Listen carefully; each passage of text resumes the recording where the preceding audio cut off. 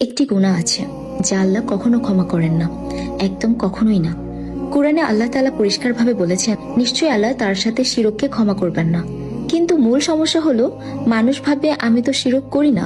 কিন্তু শিরক এখন শুধু মূর্তি পূজাই নয়, এটা অনেক বেশি নীরব, অনেক বেশি লুকানো আর অনেক বেশি বিপজ্জনক।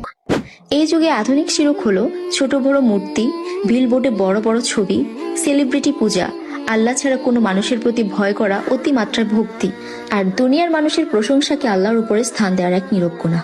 মানুষ জানেই না কখন তারা তাওহীদের পথ থেকে আধুনিক শিরকের এক অদৃশ্য জালে আটকা পড়ে যায়। কিন্তু অবাক করা বিষয় কি জানেন, এই ভয়ঙ্কর ফাঁদগুলো সম্পর্কে বহু বছর আগে থেকেই একজন মানুষ সতর্ক করে যাচ্ছে। না, তিনি কোনো স্কলার নন, না কোনো নেতা, এমনকি তিনি খ্যাতির পেছনেও ছোটেন না, না কারো কাছে তিনি পুরস্কার চেয়েছেন আর এর বিনিময়ে কিছু পাওয়ার আশাও করেন না। তবুও বারবার স্বপ্নের পর স্বপ্নে মহান রব্বুল আলামিন এক রহস্যময় সত্য তাকে দেখিয়ে চলেছেন এবং সেই সত্য স্বপ্নগুলো মুসলিম উম্মার কাছে পৌঁছে দেওয়ার নির্দেশ দিয়েছেন। শুধু তাই নয়, সেই স্বপ্নগুলোতে তাকে দেখানো হয়েছিল শের জামানের উত্তাল সময়, দাজ্জালের আবির্ভাব, ইয়াজুজ মাজুজের আক্রমণ, ঈসা আলাইহিস সালামের আগমন এবং পৃথিবীকে কাঁপিয়ে দেওয়া কিয়ামতের পূর্বের অস্থিরতাগুলি। তিনি চাইলেই তার বাহ্যিক লেবাস পরিবর্তন করে এই স্বপ্নগুলো নিজের জন্য ব্যবহার করতে পারতেন নিজেকে খুব বড় কিছু দাবি করতেন, খ্যাতি নিতে পারতেন, অর্থ কামাতে পারতেন।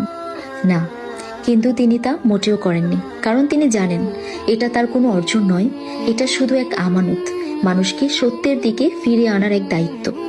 আজ বিশ্বের লাখো লাখো মানুষের স্বপ্নগুলোর সাথে বাস্তব ঘটনার মিল দেখে চমকে উঠছে, আর সব প্রশ্নের উত্তর এক জায়গায় এসে দাঁড়ায়।